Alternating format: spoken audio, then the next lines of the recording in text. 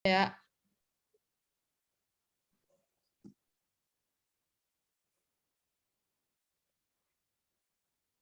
Om Swastiastu, kami kelompok SGDA 1 akan menampilkan presentasi mengenai student project kami yang bertajuk The Effect of Free Radical on Cell Membrane.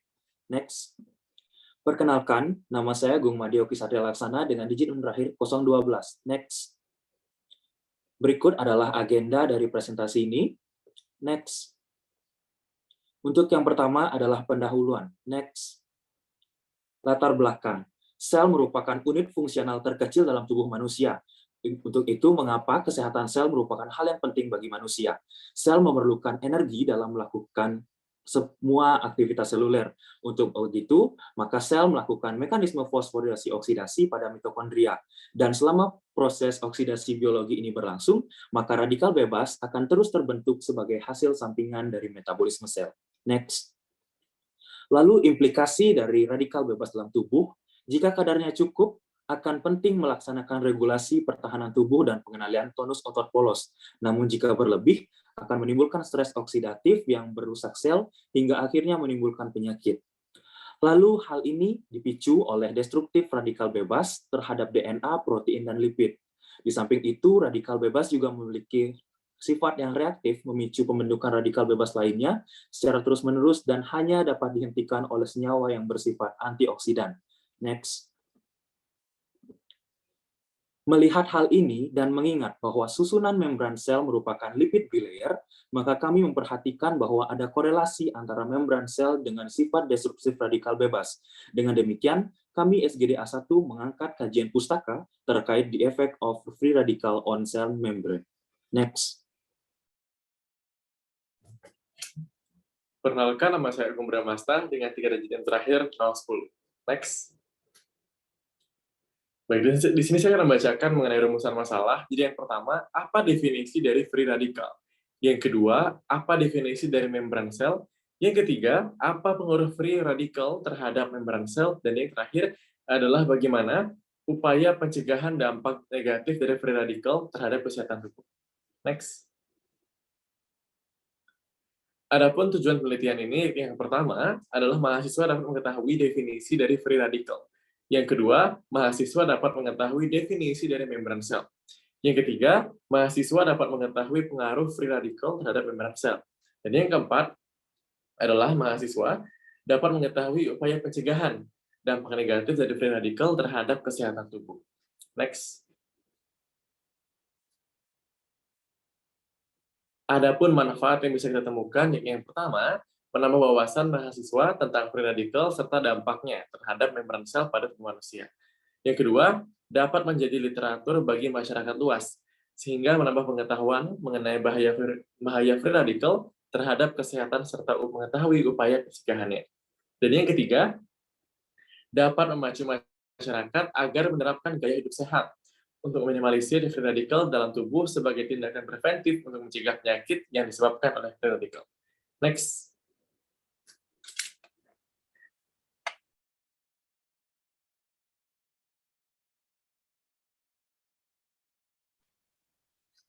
Next. Baik, perkenalkan, nama saya Imade Sutanto Adiputra dengan 3 digit yang terakhir 015. Next. Masuk ke definisi dari radikal bebas, yang mana radikal bebas sendiri adalah suatu gugus yang memiliki satu atau lebih elektron yang tidak berpasangan pada bagian kulit luar sehingga sangat reaktif seperti reaktif oksigen spesies. Di mana radikal bebas sendiri merupakan hasil dari pemecahan homolitik dari ikatan kovalent pasangan elektron bebas dalam satu atom. Reaktif oksigen spesies ini merupakan bagian terbesar dari hasil metabolisme sel yang normal pada bagian dalam tubuh, atau sering disebut dengan reaksi oksigen spesies endogen. Sedangkan bahan kecil yang berasal dari luar tubuh bisa disebut dengan ROS eksogen. Yang dimana ROS eksogen ini dapat menimbulkan terjadinya inflamasi atau radang. Kemudian reaktif oksigen pada dasarnya dibagi menjadi beberapa bagian seperti superoksida, hidroksil, peroksil, oksida nitrit, peroksintin, dan asam hipoklorit. Yang dimana radikal bebas ini pada dasarnya merupakan hasil dari proses oksidasi dan pembakaran sel yang terjadi pada saat bernapas. Yang dimana Radikal pemekaran sel ini juga terdapat terjadi dari metabolisme sel, olahraga, dan terpapar polusi, asap kendaraan maupun asap rokok. Kemudian, radikal bebas ini melakukan reaksi dengan molekul sel yang bertujuan untuk menstabilkan kondisi sel tubuh dengan pasangan elektron yang dimilikinya. Radikal bebas akan menjadi seimbang dengan mengambil elektron pada molekul terdekat. Sementara itu, molekul yang mengalami degradasi akan menjadi radikal bebas akibat dari kehilangan elektron itu sendiri. Reaksi akan berlangsung secara terus-menerus yang akan menimbulkan stres oksidatif yang menyebabkan terjadinya peradangan atau kerusakan DNA dalam sel tubuh. Sekian dapat saya sampaikan. Next. Baik, sebelumnya perkenalkan nama saya Putu Sagita Adia Putri dengan 3 digit NIM terakhir 017. Next. Di sini saya akan menjelaskan tentang sumber-sumber radikal bebas. Jadi radikal bebas ini berasal dari 2 sumber, yaitu ada sumber eksogen dan sumber endogen. Sumber eksogen merupakan radikal bebas yang berasal dari luar tubuh seperti polusi udara, asap rokok, bakteri, efek obat seperti pestisida dan obat anestesi, radiasi, dan zat kimia karsinogenik.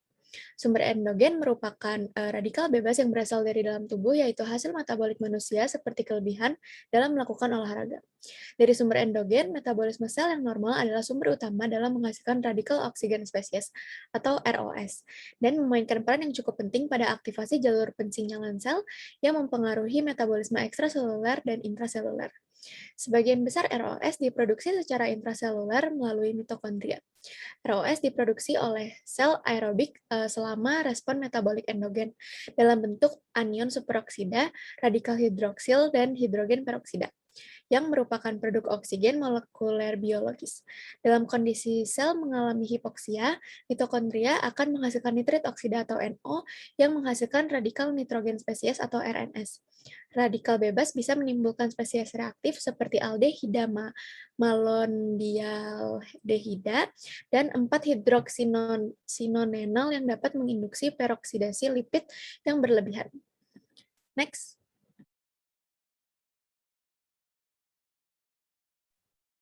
Perkenalkan, saya Karyasakan Nana Saputra dengan 3 digit NIM terakhir 002. Next. Pada kesempatan kali ini saya akan membahas sedikit mengenai definisi membran plasma dan sifat serta komponen penyusun dari membran plasma. Nah, definisi membran plasma adalah lapisan yang membatasi antara sel dengan lingkungan sekitarnya, di mana lebih tepatnya membatasi intraseluler fluid dan ekstraseluler fluid, dan masuk dan keluarnya zat-zat ke dalam sel ataupun dari dalam sel diatur oleh membran sel atau membran plasma ini. Nah, membran sel ini memiliki ukuran yang sangat tipis sehingga hanya mampu dilihat secara visual melalui suatu mikroskop elektron. Next. Membran sel memiliki beberapa sifat, di mana yang pertama adalah selective permeable yang disebabkan karena adanya lipid bilayer dan protein-proteinnya. Nah, sedangkan sifat fluiditas membran ini itu disebabkan oleh adanya transduksi energi yang misalnya pergerakan fosfolipid, ketidakjenuhan dari asam lemak, adanya kolesterol, dan keterikatan protein pada filamen dari sitoskeleton. Nah, selain kedua sifat tersebut, ada juga yang namanya sifat dinamis dan asimetris. Nah, membran sel tentunya memiliki beberapa komponen, misalnya ada lipid membran, protein membran, dan karbohidrat membran. Next.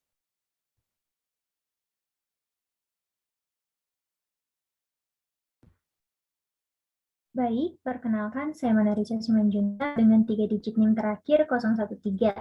Next. Adapun fungsi dari membran plasma, yakni yang pertama sebagai pembatas antara lingkungan di dalam sel dengan lingkungan di luar sel, dan pembatas antara lingkungan dalam sitoplasma dengan lingkungan dalam organel. Kemudian kedua sebagai pengatur permeabilitas membran terhadap ion atau senyawa yang melewatinya. 3 sebagai reseptor atau protein pengenal molekul atau hal-hal khusus seperti antigen metabolisme, hormon agensia seperti virus atau bakteri, intensitas, suhu, dan lain-lain. Kemudian keempat sebagai penyedia enzim, dan terakhir untuk transduksi energi. Next. Baik, perkenalkan nama saya Nyoman Trisna Antika Slamet dengan 3 digit NIM terakhir 004. Bisa di next. Nah, jadi saya akan membahas mengenai bagaimana pengaruh free radikal terhadap membran sel atau disebut juga membran plasma tadi. Nah, untuk pengaruh dari hadirnya radikal bebas di membran sel pada sesungguhnya dapat menyebabkan kerusakan pada membran serta organel-organel yang terdapat di dalam sel. Dan hal ini tentu terjadi akibat adanya peristiwa peroksidasi lipid pada membran sel serta sitosol yang kemudian memicu terjadinya serangkaian reduksi asam lemak. Nah, adapun daripada definisi peroksidasi lipid merupakan satu proses di mana radikal bebas mengikat elektron-elektron lipid pada membran sel yang berakibat langsung pada kerusakan daripada sel itu sendiri. Lalu adapun zat-zat yang terlibat di dalam proses peroksidasi lipid yaitu ada kolesterol ester, kolesterol, fosfolipid, glikolipid, dan polyunsaturated fatty acid. Next. Baik, selanjutnya untuk peroksidasi lipid sendiri dapat terjadi melalui dua cara, yang pertama yaitu proses enzimatis dan juga non-enzimatis. Untuk peroksidasi enzimatis sendiri itu melibatkan dua buah enzim, yaitu ada enzim liposigenase dan juga yang kedua yaitu ada enzim siklosigenase. Sedangkan untuk peroksidasi non-enzimatis itu terbagi menjadi dua kelompok, dan prosesnya itu yang pertama ada autooksidasi dan yang kedua ada fotooksigenasi. Bisa di next.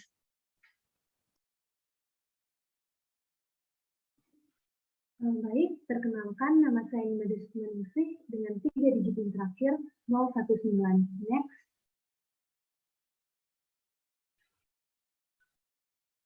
Baik, di sini saya akan jelaskan terkait dengan peroksidasi lipid secara autooksidasi. Nah, di mana proses peroksidasi lipid secara autooksidasi ini sendiri dapat terjadi melalui 3 proses. Yakni yang pertama ada tahap inisiasi, kemudian ada tahap propagasi, dan juga ada tahap terminasi. Nah, di sini yang pertama ada tahap inisiasi. Nah, tahap inisiasi ini merupakan tahap awal dimulainya produksi asam lemak radikal, di mana pada tahap ini timbul serangan dari radikal bebas seperti yang umumnya yaitu dari spesies oksigen reaktif atau OH dengan partikel lipid sehingga akan menghasilkan asam lemak radikal dan juga H2O. Nah, reaksi inisiasi ini dapat berlangsung melalui abstraksi radikal hidrogen dari kelompok methylene aldehyde, yaitu dari asam lemak terjenuh maupun melalui penambahan radikal pada ikatan rangkap. Selanjutnya yang kedua yaitu tahap propagasi. Nah, pada tahap propagasi ini sendiri terjadi reaksi antara asam lemak radikal yang dihasilkan pada tahap inisiasi dengan molekul oksigen. Nah, oleh karena peroksi asam lemak ini itu juga bersifat tidak stabil, maka peroksi asam lemak ini akan bereaksi dengan asam lemak bebas lainnya dengan tujuan untuk menghasilkan asam lemak radikal baru yang mampu menghasilkan peroksida lipid atau peroksida siklik apabila bereaksi dengan dirinya sendiri. Next. Nah, selanjutnya yang terakhir ada tahap terminasi. Pada tahap ini, suatu radikal itu akan reaksi dengan non-radikal sehingga akan menghasilkan suatu radikal baru yang disebut dengan mekanisme reaksi rantai. Nah, untuk reaksi radikal ini sendiri nanti itu bisa berhenti apabila terdapat dua radikal yang saling bereaksi sehingga akan terjadi pada saat konsentrasi spesies radikal itu sudah mencapai sedemikian tinggi sehingga nanti akan menghasilkan suatu spesies non-radikal. Bisa di next.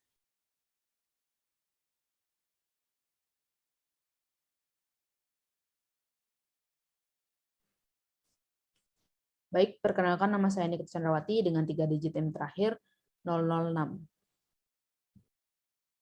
Nah, peroksidasi lipid fotooksigenasi. Nah, peroksidasi lipid fotooksigenasi sendiri merupakan salah satu bagian dari peroksidasi lipid secara non-enzimatis, yang dimana pada tahap ini oksidasi terjadi oleh oksigen singlet.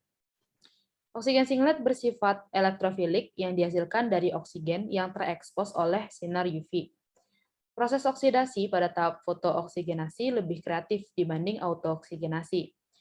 Oksigen yang bersifat elektrofilik membuat oksigen sangat reaktif terhadap lipid tidak jenuh. Proses dari fotooksidasi dapat dihambat oleh antioksidan.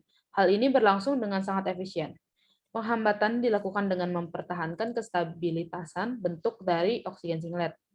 Peroksidasi lipid dengan proses fotooksigenasi menyebabkan meningkatnya radikal bebas yang dimana melalui fotooksigenasi membuat proses menjadi sangat reaktif.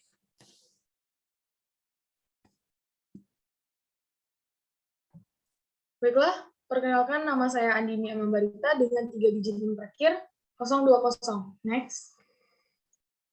Komponen pada membran sel. Pada membran sel terdapat komponen yaitu asam linoleat, dan juga arakidonat, di mana komponen-komponen ini sangat rawan terhadap serangan-serangan radikal, terutama radikal hidroksil. Next. Akibat yang dapat ditimbulkan daripada kerusakan pada membran sel tentu akan berimplikasi pada peningkatan permeabilitas membran sel. Peristiwa ini akan meningkatkan kebocoran berbagai macam substansi yang pada sesungguhnya tidak mampu melewati membran sel tersebut, seperti kalium atau berbagai macam enzim yang seharusnya tetap berada di dalam sel. Dampak dari kerusakan membran ini kemudian menyebabkan enzim-enzim tersebut keluar dari sel menuju ke ruangan intraselular, di mana sehingga kadar enzim ini akan di dalam serum itu bakal meningkat. Kerusakan pada membran sel pada akhirnya juga akan menyebabkan kematian pada membran sel yang bersangkutan. Membran sel yang rentan akan radikal bebas ini, apabila kemudian terserang, juga akan menyebabkan perubahan terhadap struktur serta fungsi pada membran sel itu sendiri. Next. Perkenalkan, nama saya Joshua Anito Bagaskara dengan NIM 3 digit terakhir 021. Next. Upaya pencegahan dampak negatif free radikal terhadap kesehatan tubuh. Jadi, adanya radikal bebas di dalam tubuh dapat menyebabkan kerusakan terhadap organ-organ di dalam tubuh kita. Terjadinya kerusakan organ itu tentu diawali dengan adanya kerusakan sel. Dan adapun penanda dari terjadinya kerusakan sel adalah terjadinya kerusakan pada membran sel. Seperti yang kita ketahui, membran sel itu berguna untuk memberi bentuk dan pelindung sel. Next. Adapun pencegahan terhadap radikal bebas. Fungsi dari pertahanan tubuh terhadap radikal bebas adalah dengan menghasilkan antioksidan. Oleh karena itu, kita harus mampu mengurangi jumlah radikal bebas di dalam tubuh dengan upaya-upaya berikut, yaitu senantiasa mengonsumsi makanan sehat seperti sayuran dan biji-bijian yang mengandung antioksidan tinggi. Lalu juga kita harus menghindari minuman beralkohol sebagai penghasil radikal bebas yang paling banyak. Next. Setelah itu, kita juga harus melakukan olahraga yang teratur dan senantiasa menghindari paparan polusi udara seperti asap rokok, asap kendaraan, asap pabrik, dan lain-lain. Kita juga harus menggunakan sunblock apabila kita beraktivitas banyak di luar rumah atau luar ruangan untuk meminimalkan paparan sinar UV yang dapat menyebabkan radikal bebas masuk ke dalam tubuh kita. Next. Perkenalkan, nama saya Edwin Chandra dengan nomor 3 digit NIM terakhir 014. Next. Antioksidan untuk pencegahan dampak negatif radikal terhadap kesehatan tubuh. Antioksidan dapat dikatakan sebagai suatu zat yang diperlukan oleh tubuh kita untuk mencegah dampak buruk radikal bebas dan juga mencegah kerusakan yang dapat ditimbulkan oleh radikal bebas terhadap sel normal, protein, dan lemak, dan lain sebagainya. Next.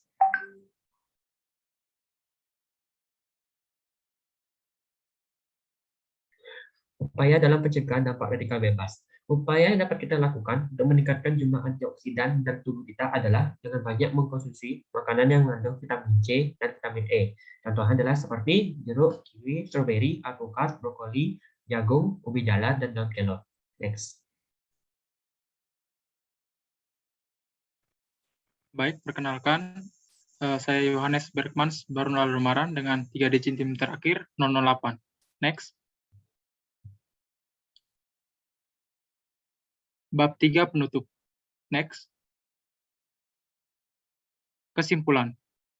Free radical merupakan sebuah gugus yang bersumber dari endogen atau eksogen dan di dalamnya terkandung satu atau lebih elektron yang tidak memiliki pasangan pada bagian terluarnya. Plasma membran merupakan sebuah lapisan pembatas antara intraseluler fluid dengan ekstraseluler. hadirnya radikal bebas dapat menyebabkan terjadinya peroksidasi lipid pada membran sel dan juga organel-organel yang terdapat di dalamnya. Itu akan memicu serangkaian reduksi amino acid. Peroksidasi lipid terjadi melalui proses enzimatis dan non-enzimatis. Enzimatis peroksidasi lipid terjadi dengan melibatkan enzim lipooksigenase dan siklooksigenase. Sedangkan non-enzimatis peroksidasi lipid akan dikelompokkan menjadi dua, yaitu peroksidasi secara autooksidasi, di mana terdapat 3 tahapan di dalamnya, yang terdiri dari inisiasi, tahap propagasi, dan tahap terminasi. Kedua adalah peroksidasi lipid fotooksigenasi, di mana oksigen singlet mengalami oksidasi. Apabila jumlah radikal bebas berlebihan di dalam tubuh, dapat menyebabkan kerusakan terhadap membran sel di dalam tubuh, di mana hal ini kemungkinan berimplikasi pada kerusakan sel serta organ tubuh. Adapun upaya pencegahan yang dapat kita lakukan adalah dengan menerapkan pola hidup sehat, seperti berolahraga teratur, mengkonsumsi makanan sehat, menghindari paparan polusi udara, serta sinar UV. Next. Saran, perlu kajian lebih lanjut dengan metode penelitian dengan tujuan untuk lebih mendalami tentang definisi, sumber, dan dampak yang ditimbulkan oleh radikal bebas terhadap membran sel tubuh serta cara pencegahannya. Next.